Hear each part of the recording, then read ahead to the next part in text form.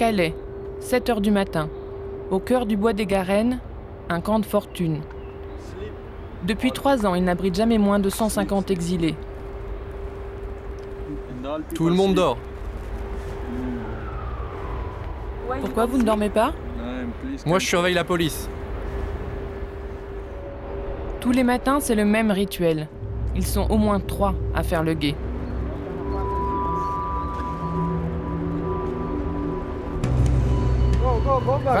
Va-t'en, la police arrive.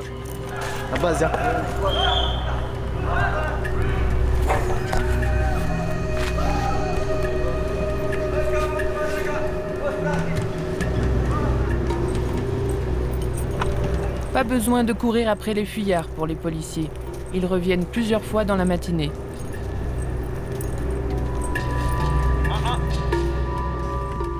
D'ailleurs, certains migrants ne prennent plus la peine de s'éloigner du camp à leur arrivée. La police! Sortez un peu. Monsieur, bonjour. Vous avez les documents, monsieur? Oui, on vous montrer, s'il vous plaît? Le fils, c'est des paroles. Bonjour, ils ont été livrés hier. You have paper, so you can... Vous avez des papiers, donc vous pouvez rester à Calais. Mais vous ne pouvez pas rester ici, vous ne pouvez pas dormir ici. Donc vous prenez votre sac et vos chaussures et vous quittez cet endroit. Vous ne pouvez pas rester ici. C'est dangereux pour vous. C'est bien reçu, c'est bien reçu. 12 personnes en situation irrégulière arrêtées d'un coup, un chiffre qui atteint 80 interpellations par jour en moyenne et 22 000 par an. Statistiquement, c'est un succès incontestable pour le ministère de l'Intérieur. Mais c'est aussi un succès qui coûte cher, plus de 2 millions d'euros par an, et qui n'apporte pas forcément les résultats escomptés. Les policiers m'ont demandé de descendre. Je leur ai dit non. Je suis déjà allé au poste hier. Si vous voulez m'arrêter, il faut venir me chercher.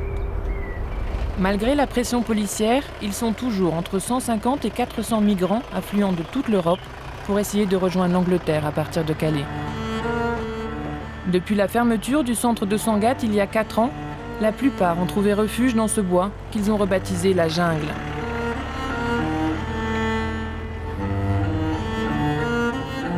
Dans la jungle, tout le monde est en situation irrégulière, mais certains, comme les Irakiens, les Iraniens ou les Pakistanais, ne peuvent pas être expulsés. Leur pays d'origine refuse de les reprendre. Des hors-la-loi, dont la police française non plus ne sait que faire. C'est tout le temps qu'il faut faire le guet.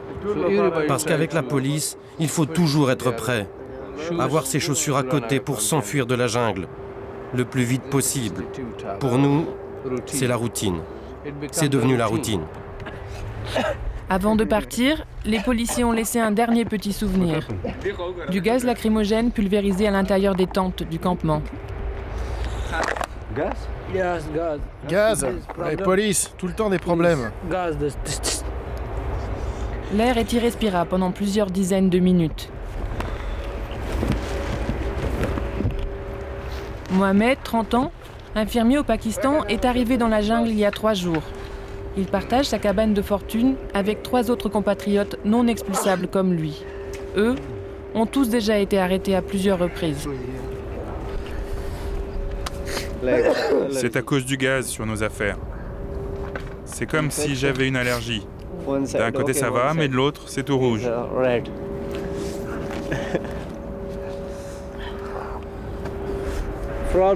Problème.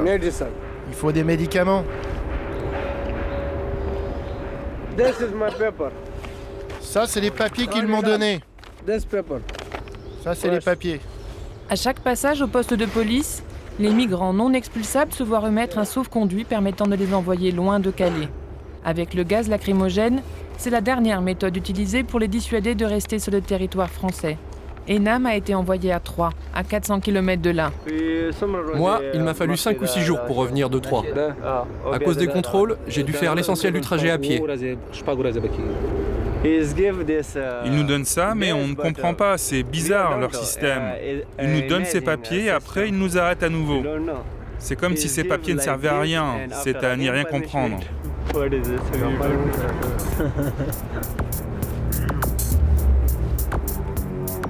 Direction, le poste de police de Coquelles. C'est là que sont conduites toutes les personnes en situation irrégulière arrêtées à Calais. Après un passage en garde à vue, les clandestins sont triés en 2 catégories, les non expulsables et les expulsables. Ceux qui ne sont pas expulsables, comme Mohamed, l'infirmier pakistanais, sont relâchés, mais le plus souvent envoyés à l'autre bout de la France avec un sauf-conduit. Les expulsables, eux, sont placés dans ce centre de rétention. Désolé, mais ça, ici c'est le ministère intérieur, vous pouvez pas rester. On n'est pas chez nous là? Non. Le ministère de l'Intérieur a refusé catégoriquement de nous laisser y pénétrer, mais de l'autre côté, c'est le ministère de la Justice. Svetlana Djordjevic est une des avocates du département à ne pas boycotter cette annexe du tribunal de Boulogne-sur-Mer, dans laquelle aucun Français ne sera jamais jugé. C'est la première fois qu'un tribunal est exclusivement réservé aux étrangers en France, et il a fallu modifier la loi pour qu'il puisse ouvrir en août 2005. Pourquoi vous avez tous ces sacs avec vous? Je suis obligée de prendre toute ma documentation concernant le droit des étrangers, parce que vous êtes ici dans la salle réservée aux avocats et vous... Il n'y a rien, il n'y a aucune documentation, Donc on est obligé de prendre tout ça avec nous pour pouvoir essayer de travailler en toute sérénité dans le cadre de cette procédure qui est fort complexe. Une procédure complexe, mais efficace, rapide et surtout beaucoup moins coûteuse que par le passé. Les migrants n'ont plus que quelques mètres à franchir pour être jugés, alors qu'avant, les policiers devaient les escorter jusqu'au tribunal de Boulogne-sur-Mer, à 30 km d'ici. Aziz est libanais. Après avoir vécu 2 ans tout à fait légalement en Angleterre, il a voulu un jour visiter des amis en Allemagne. C'est là que son cauchemar a commencé. Bien, alors monsieur, vous avez été interpellé alors que vous étiez en situation irrégulière en France. Reconnu en Angleterre, Aziz ne l'est nulle part ailleurs en Europe. Pire, un accord européen stipule qu'un migrant en situation irrégulière doit être renvoyé dans le dernier pays qu'il a traversé. Depuis, il est ballotté entre la France, l'Allemagne et la Belgique. Ça se doit noter que monsieur ne souhaite pas, malgré la double demande de réadmission, tant en Allemagne qu'en Belgique, être reconduit soit en Allemagne, soit en Belgique, puisqu'il bénéficie d'un statut de réfugié en Angleterre. Donc j'aimerais que ce document soit joint à la procédure pour une demande de réadmission en Grande-Bretagne et non en Allemagne ou en Belgique. Malgré des papiers anglais en règle, la juge va donner 15 jours supplémentaires de rétention à Aziz. Le temps pour la police française de l'expulser du territoire.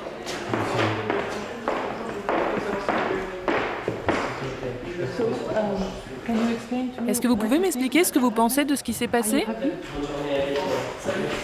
Je suis pas sûr. Je suis pas sûr, je sais pas.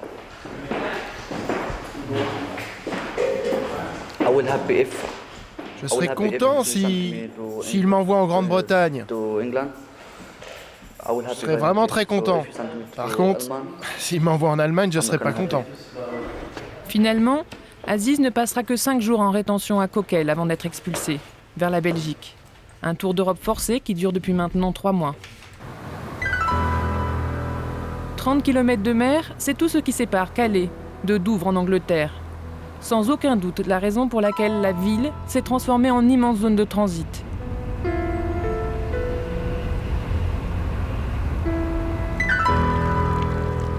Cela fait 6 jours que Mohamed, l'infirmier pakistanais, échappe aux coups de filet quotidiens de la police.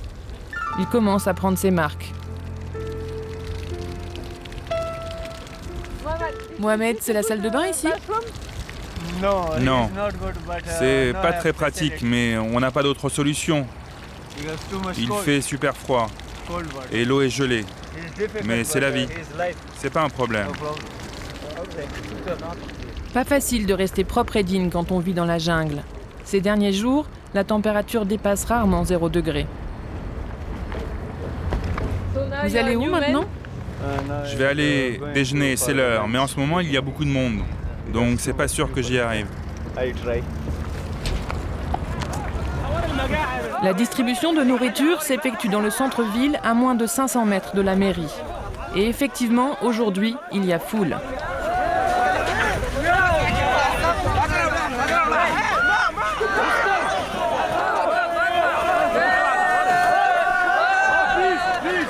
Une urgence pas toujours facile à gérer pour les associations.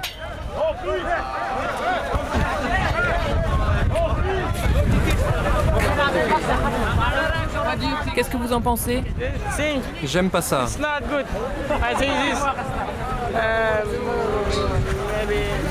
Je pense qu'il faudrait que 4 ou 5 personnes viennent pour aider les gens à se mettre en rang. Je leur ai dit de se mettre en rang. Mais non, ils poussent.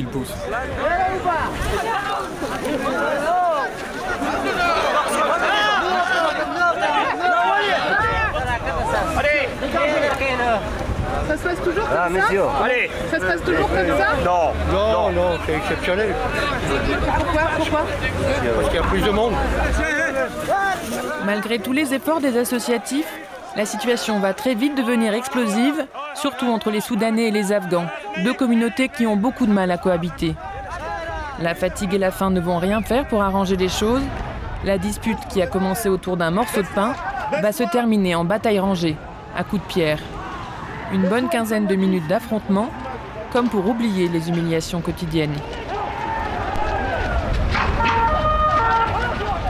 Qu'est-ce qui s'est passé?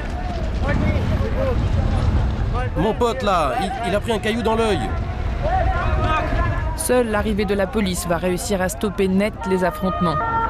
Pour calmer les esprits, il faudra un peu plus de temps. J'étais là, tranquille, en train de manger. Et les Blacks sont venus pour se battre.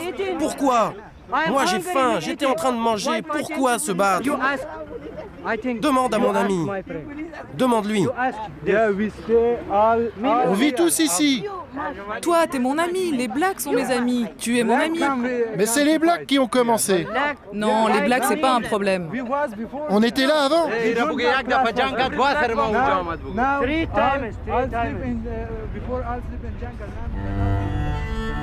18h.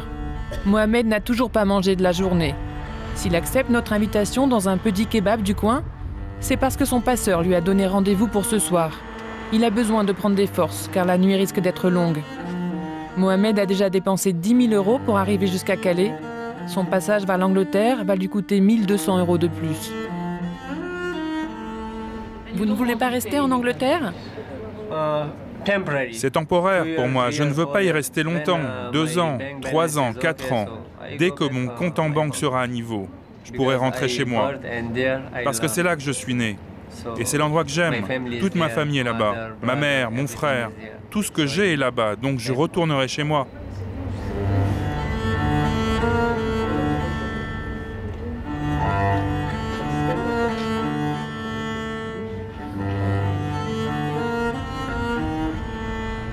Iran, Turquie, Grèce, Italie.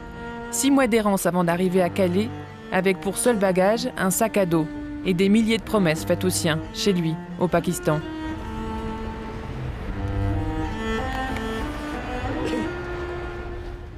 Salam alaikum. Comment ça va? Très bien. Tu vas bien? Tu es où? Je suis en France. Qu'est-ce que tu fais? T'es avec un ami? Oui, on est 2. Dès qu'on arrive en Grande-Bretagne, je t'appelle. Et comme prévu, tu donnes les 600 € au passeur. Le reste, c'est moi qui lui donnerai en main propre. Je te souhaite de réussir le mieux possible ton voyage. J'espère aussi. Je t'appelle dès que j'arrive. J'espère que tu vas passer. Ok, merci.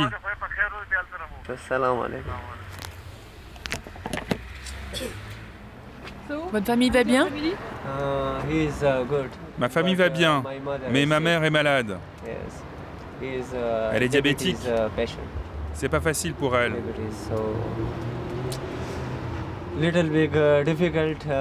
Mais là, je suis content d'avoir pu leur parler. Maintenant, je me sens mieux. Ma famille m'a demandé comment ça se passait pour moi en France. Je leur ai dit que tout allait bien, parce que je ne peux pas leur dire qu'ici, c'est compliqué. Ils me poseraient trop de questions s'ils savaient comment ça se passait.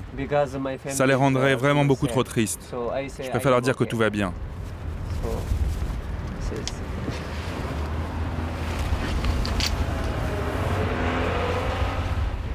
C'est l'heure du rendez-vous, nous n'accompagnerons pas Mohamed. Ça y est, vous êtes prêts? Ben voilà, on va y aller là. J'espère qu'on va y arriver. Si Dieu le veut, on va y arriver. On n'est pas sûr, mais on ne sait jamais. À la nuit tombée, comme lui, Ils sont plusieurs centaines à se diriger vers la zone de fret du port de Calais. 6500 camions traversent quotidiennement la Manche par ferry. Une loterie avec 6 ou 7 gagnants par jour. C'est le chiffre généralement admis par les autorités françaises et britanniques. Sébastien Jacques est un habitué du port de Calais. À raison d'une traversée de la Manche par semaine depuis bientôt 10 ans, les clandestins, il connaît bien. Je monte à Manchester, je vais prendre le bateau. Vous, ça vous est déjà arrivé d'avoir des clandestins qui sont dans le camion ? Oui. Plusieurs fois. Avant, là, en arrivant au bateau, avant ils se mettaient le long, ils ont refait les guérites. Il n'y a plus moyen qu'ils montent sur les camions, mais juste le temps de prendre son ticket, de payer. Et on se retrouvait avec des clandestins dans la remorque ou dessous. C'était... Ça le fait pas, quoi. Et pour cause, 3 000 €, c'est le montant de l'amende à payer par clandestin transporté. En fait, ça vous oblige à être vigilant tout le temps, quoi. Oh bah, je dors sur mes 2 oreilles la nuit, mais bon, le lendemain matin, première chose, je me réveille, je regarde dans la remorque et puis voilà, sur le châssis, puis si on a, on les fait descendre, mais s'il n'y en a pas, tant mieux, c'est une bonne chose.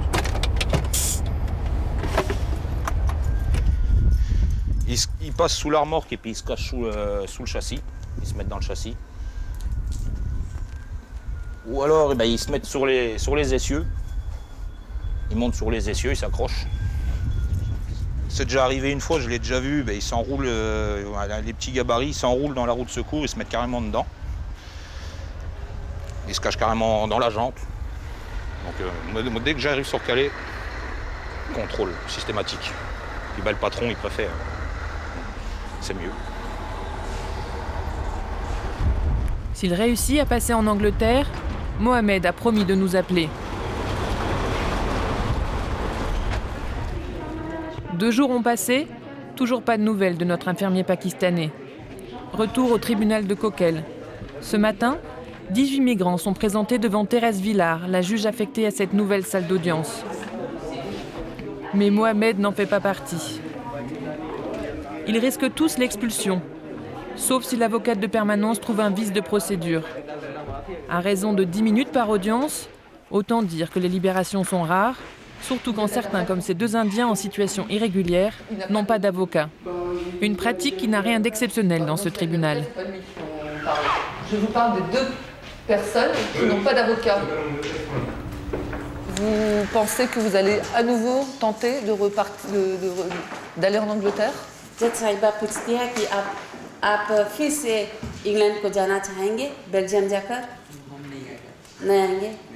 Et c'est possible parce que la plupart de vos camarades, ils repartent en Belgique et puis une dizaine de jours après, je les revois. Et souvent, ça arrive 1 fois, 2 fois, 3 fois, 4 fois. Les interpeller et ensuite donc les placer en garde à vue, ensuite en rétention, les raccompagner en Belgique et après, ils reviennent et on recommence. C'est vrai que ça n'en finit pas et ce sont des gens qui sont dans l'errance la plus totale. Alors entre la Belgique effectivement et la France, c'est un peu la patate chaude qu'on se renvoie et c'est vrai que c'est triste.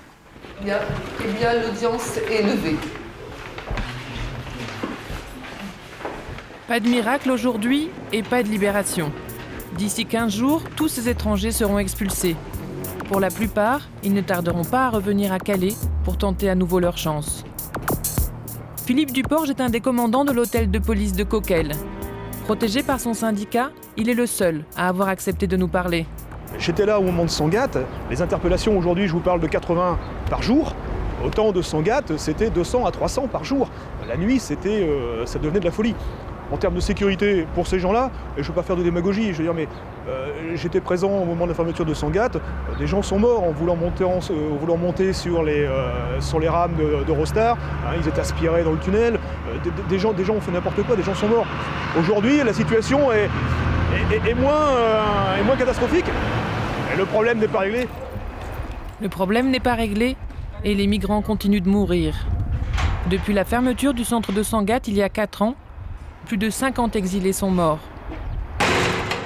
Mais il y a aussi les malades et les blessés. Médecins sans frontières achève une mission de 6 mois auprès des migrants de Calais. 2000 consultations, 650 cas graves envoyés à l'hôpital. Rien d'exceptionnel pour le responsable de projet Pierrick Darigrand, sauf qu'avant cette mission, c'est en Côte d'Ivoire et au Cambodge qu'il soignait les réfugiés. Il faut lui dire qu'il s'énerve. Ali Reza est iranien. Cela fait 2 mois qu'il tente de passer en Angleterre. Il y a quelques jours, il a failli être écrasé sur l'autoroute en tombant d'un camion. Mais malgré sa jambe dans le plâtre, il ne pense qu'à une chose, repartir. Il est resté 3 jours dans l'espèce de jungle, là, vraiment seul, dans un état déplorable. Il n'y a personne pour le ramener.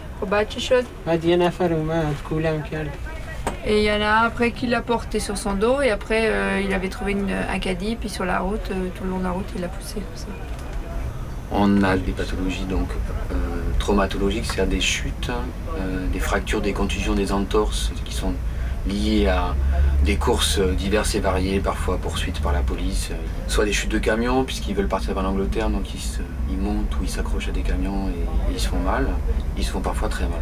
Ok, you take this. This is penicillin, ok, antibiotique. Quel proche je connais? Quand on est dans le camion ici, dans le camping-car, en train de consulter avec mon interprète, et qu'on a les rideaux fermés et qu'on est face à une personne, on pourrait être en Asie centrale, quoi. Et donc, cette idée qu'on est en France, mais on n'y est pas vraiment. Donc c'est comme si on était dans une sorte de no man's land, quoi. Et donc, on se sent aussi avec eux clandestins quelque part, sur le plan symbolique. And here, when I push... 13h. Première sortie du centre de rétention des Somaliens, non expulsables. C'est la 6e fois que je viens ici. 6 fois. Un jour, je suis même venu 2 fois. Elle, c'est sa 4e fois. Qu'est-ce qui s'est passé? Ils lui ont cassé le bras. Qui lui a cassé? C'est elle qui s'est cassé le bras en voulant échapper à la police. Elle s'est cassé une dent aussi. Ok. Bye bye. Pas d'argent pour prendre le bus? Alors c'est à pied qu'ils retournent à leur campement, 16 km plus loin. À Calais, à cause des tensions qui règnent entre les différentes communautés, Afghans, Pakistanais et Soudanais se partagent la jungle. Les Somaliens, eux, vivent dans une coque de bateau située sur le port. Après avoir parcouru des milliers de kilomètres et traversé clandestinement des dizaines de frontières, Adam, étudiant de 23 ans à Mogadiscio, est arrivé ici il y a bientôt 2 mois. Vous habitez tous ici? Oui. Les femmes, les enfants et les filles. On vit tous ici. La cuisine est là et les toilettes là-bas. Regardez, ils sont là les toilettes.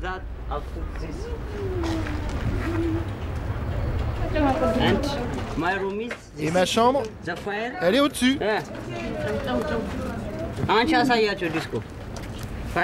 Avec le feu, ça chauffe bien quand on dort. Ça tient très chaud.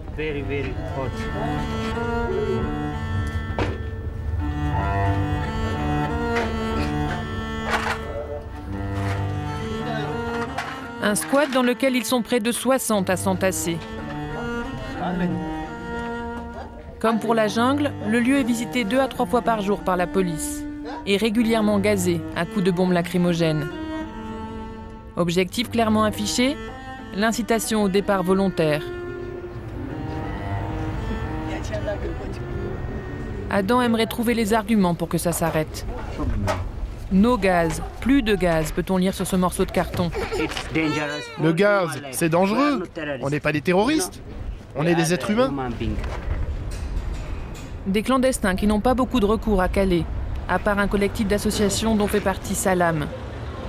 Créée il y a tout juste 4 ans, l'association regroupe une centaine de bénévoles qui s'occupent de la préparation et de la distribution des repas du soir.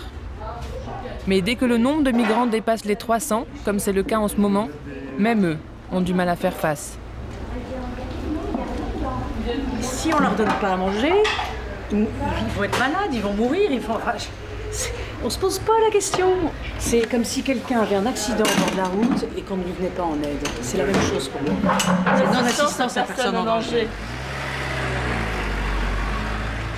Direction, les quais, pour la distribution du seul repas chaud de la journée. Mais elle ne va pas avoir lieu, car ce soir, rien ne va plus. Les contrôles de police n'ont pas arrêté de la journée. Nous sommes inquiets. Adam, notre étudiant somalien avec qui nous avions rendez-vous, est introuvable. Où est Adam?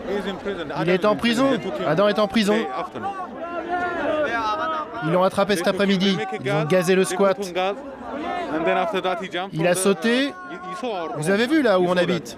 Et il s'est fait attraper. Et Sadek, il est où? À 13h, la police est venue dans la jungle et l'a attrapé. Sadek est au poste de police. Le squat des Somaliens et la jungle vidée simultanément de leurs occupants. La grogne monte. Depuis qu'il fait plus doux, donc depuis 10 jours, c'est vrai que les forces de l'ordre se sont à nouveau très durcies. Et c'est vrai que c'est très difficile pour eux. Et pour l'instant, ils ont décidé de ne pas manger et apparemment même de manifester, quoi. Et qu'est-ce qui se passe maintenant? On n'en peut plus de se faire gazer et arrêter continuellement. Il faut que la police arrête ce genre de pratique. Pour nous, c'est pas une vie. Nous, on ne veut pas être une source de problème. On n'est pas venu pour ça. Il faut que la police arrête. Sinon, on va faire une grève de la faim. Menace de grève de la faim, manifestation spontanée. C'est la première fois que les migrants osent protester de leur propre chef sur la voie publique.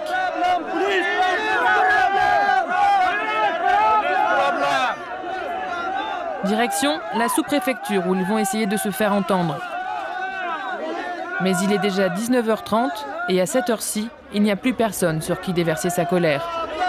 Moi, quand on me dit que les gens sont matraqués, quand on me dit qu'il y a du gaz lacrymogène qui est utilisé, il y a deux cas.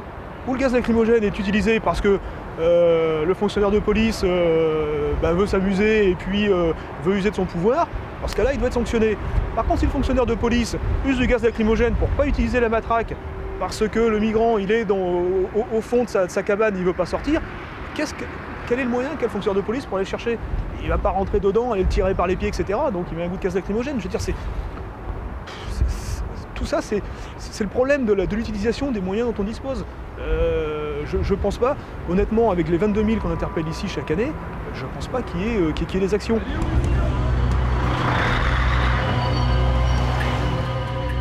Pas d'exaction, mais des méthodes de plus en plus radicales. Aujourd'hui, c'est le branle-bas de combat aux abords de la jungle. Visiblement, la petite manifestation organisée quelques jours plus tôt n'a pas plu en haut lieu. Une armée d'agents de la voirie est sur place, prête pour le grand nettoyage. Vous allez faire quoi, vous, monsieur? Nettoyer! Je vais nettoyer.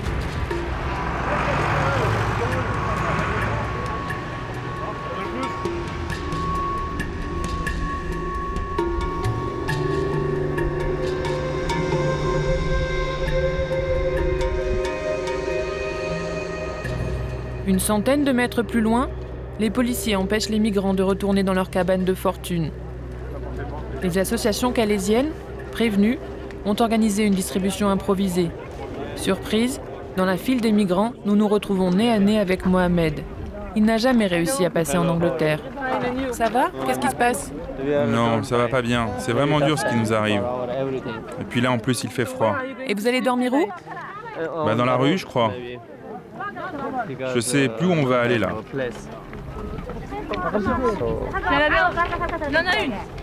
C'est dur là.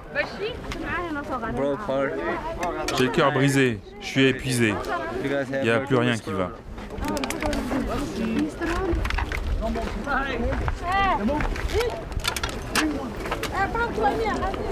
« 13h. Un des commandants du commissariat de Coquel est dépêché sur place pour expliquer la situation aux migrants. Mohamed est en première ligne, c'est un des seuls qui parle anglais.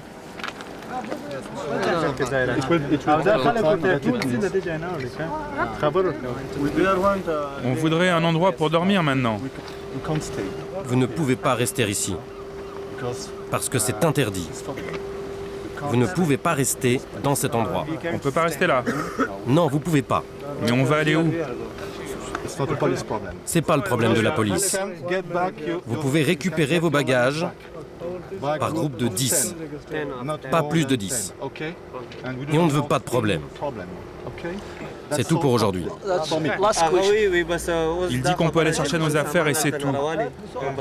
Pourquoi on ne peut pas dormir dans la jungle? C'est pas le problème de la police, monsieur.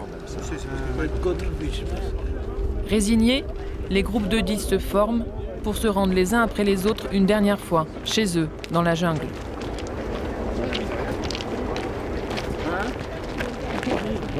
Où je vais dormir? J'habite dans la jungle. Je sais pas où je vais dormir. Qu'est-ce qui va se passer maintenant? Récupérer leurs affaires personnelles avant de quitter une fois pour toutes le campement? Autant dire presque rien, à l'exception de leur couverture. Le seul bien, vraiment indispensable quand la migration recommence.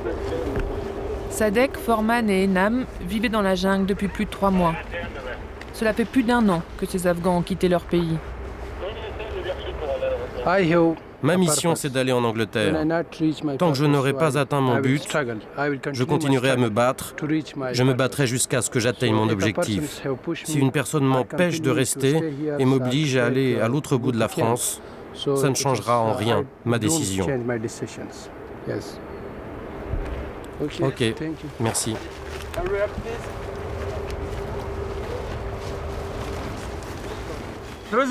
Un jour, nous retournerons en Afghanistan et on bouffera la même chose que ce que vous nous faites. C'est à cause de vous qu'on a dû quitter notre pays. C'est vous, les Américains, qui nous avez mis dans cette situation.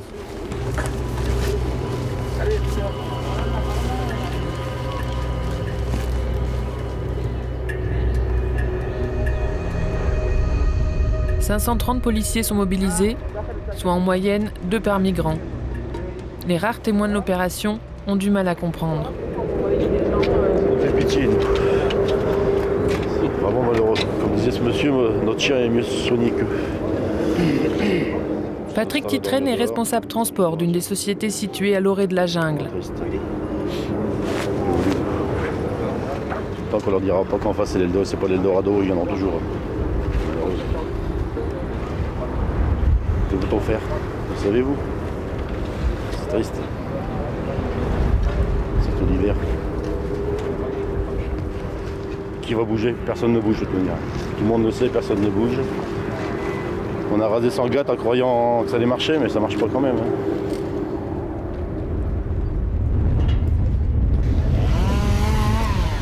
Dans le bois, les agents de la voirie s'affairent, mais pas toujours de gaieté de cœur. Tout ce qui est branche, vous laissez. Hein.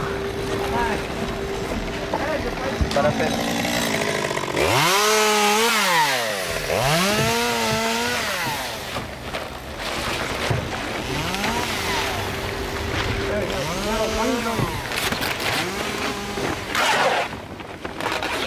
C'est bien fait? Ouais, c'est bien fait, c'est bien, c'est bien. Mais on fait ça pour rien. Pourquoi vous pensez que vous faites ça pour rien? Les gars, ils reviennent après. C'est pas la première fois, madame. Ça fait la deuxième fois, les gens. C'est très bien. Il faut trouver une maison pour eux ou un cochon. Ah, c'est des êtres humains quand même. C'est pas des cochons.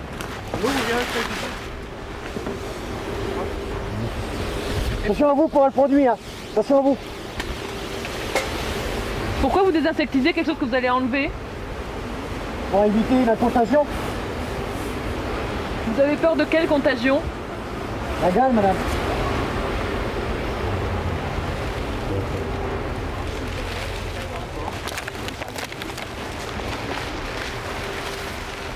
« 20 tonnes de couverture, de tentes et d'objets personnels détruits par les agents de la voirie. La facture de l'opération ira directement au ministère de l'Intérieur.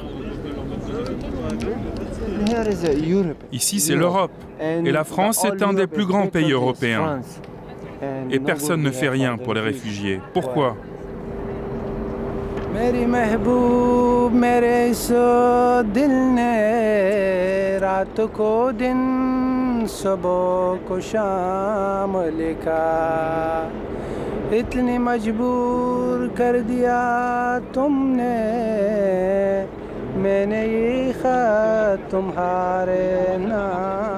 Aux dernières nouvelles, Mohamed attend toujours à Calais son ticket pour l'Angleterre. दिल ने रात को दिन सुबह को शाम लिखा इतनी मजबूर कर दिया तुमने मैंने ये खत तुम्हारे नाम लिखा काश मेरा दिल भी कोई कागज़ का टुकड़ा होता रात को मैं अपने बिस्तर के नीचे भी रख लेता हे ला काश मेरा दिल भी